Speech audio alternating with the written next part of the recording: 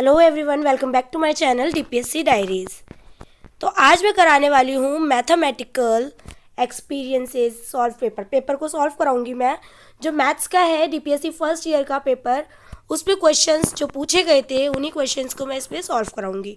ठीक है, तो फर्स्ट क्वेश्चन है फिल इन द ब्लैंक्स, मतलब कि एक एक नंबर का पूछा जाएगा। Fill in the blanks first क्या है? Teachers can teach shapes with the help of objects found in surroundings like dash यानी pebbles। Teachers can teach shapes, teacher जो है वो कैसे पढ़ाती है शेप्स को? With the help of object found in surroundings like pebbles. ठीक है, इसमें और भी ऑप्शन दिए जाते हैं, एक जैसे कि क्लू बॉक्स दिया जाता है उसमें से है ये। ठीक है, तो इसमें आ गया pebbles. Based on mathematical knowledge, the child can easily solve dash mathematical problems in daily life। तो यहाँ पे डैश था, इसको फिल किया mathematical problems in daily life. जो मैथमेटिकल नॉलेज है वो कैसी होनी चाहिए? जो डेली लाइफ में क्या हो सके, प्रॉब्लम्स को सॉल्व करने में हेल्प करे। ठीक है, नेक्स्ट है सी वाला, dash centimetre is equal to 1 metre.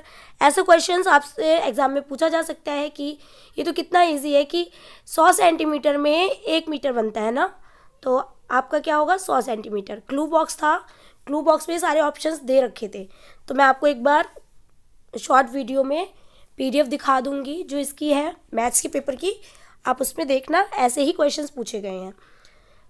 Next है D, mathematical education should be according to the mental dash and dash of the child।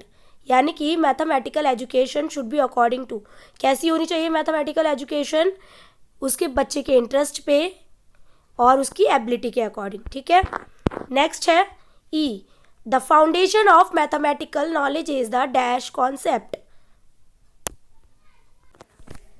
इसमें बोला है कि जो foundation of mathematical knowledge is the dash concept. जो foundation है mathematical knowledge का उसे क्या कहते हैं? नंबर कॉन्सेप्ट कहते हैं। ठीक है, नेक्स्ट है F, asking to collect soft and hard things and sorting them separately is related to dash sense.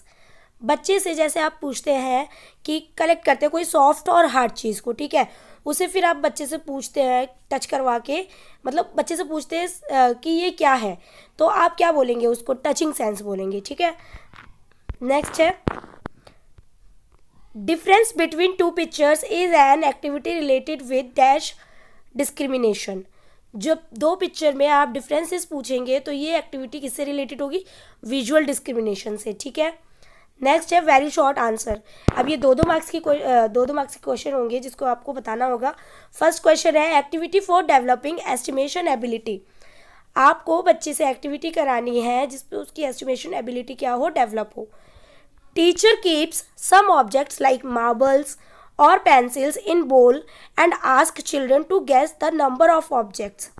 देखो टीचर क्या करेगी, कुछ ऑब्जेक्ट्स को कलेक्ट करेगी लाइक मार्बल्स, पेंसिल्स और बोल। ठीक है, और फिर बच्चे से पूछेगी कि gas the number of objects, फिर बच्चे से पूछेगी टोटल नंबर आप बताइए कि कितने हुए। After guessing children count the objects to check their answer. जब बच्चा क्या करता है, आंसर बताता है काउंट करके ऑब्जेक्ट्स का, फिर आपको क्या करना है? उसके आंसर को चेक करना होगा, फिर रिजल्ट होगा।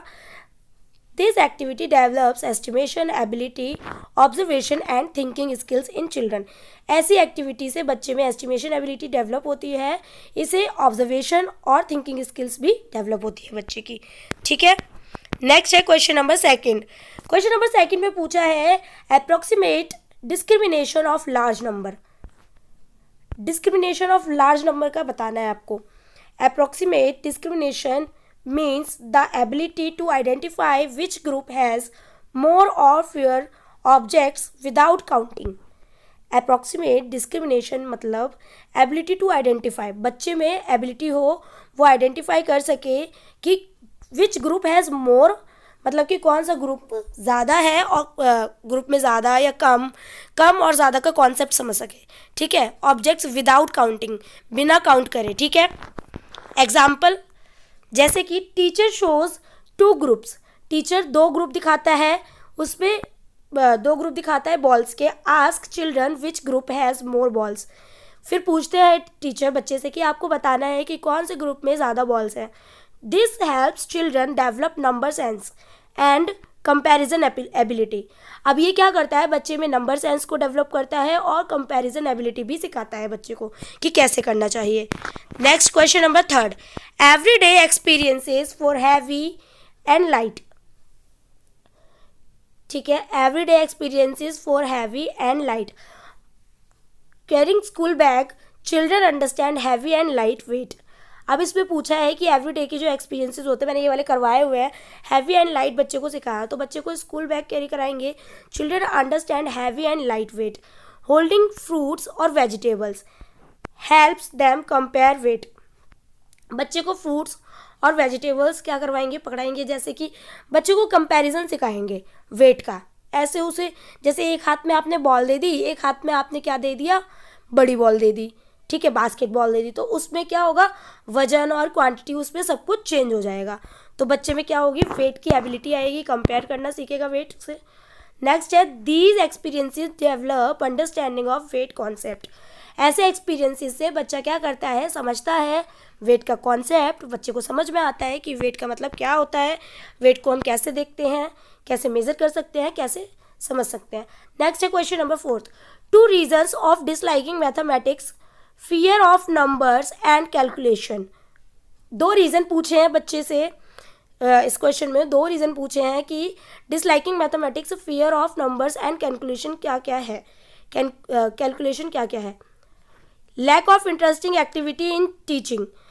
देखो क्या होता है कि बच्चा डरता है और उसमें उसका इंटरेस्ट नहीं होता. मैथ्स में कई बच्चों का इंटरेस्ट नहीं होता, उसे activity, lack of interesting activities, जिसमें उसको पसंद नहीं आती है, एक्टिविटीज़ नहीं समझ में आती है बच्चे को, उसको समझ नहीं आता है या टीचर को नहीं समझ में आता कि किस तरह से बच्चे को कराएं एक्टिविटीज़. तो बच्चे के इंटरेस्ट के अकॉर्डिंग कराना बहुत ही इंपॉर्टेंट होता है.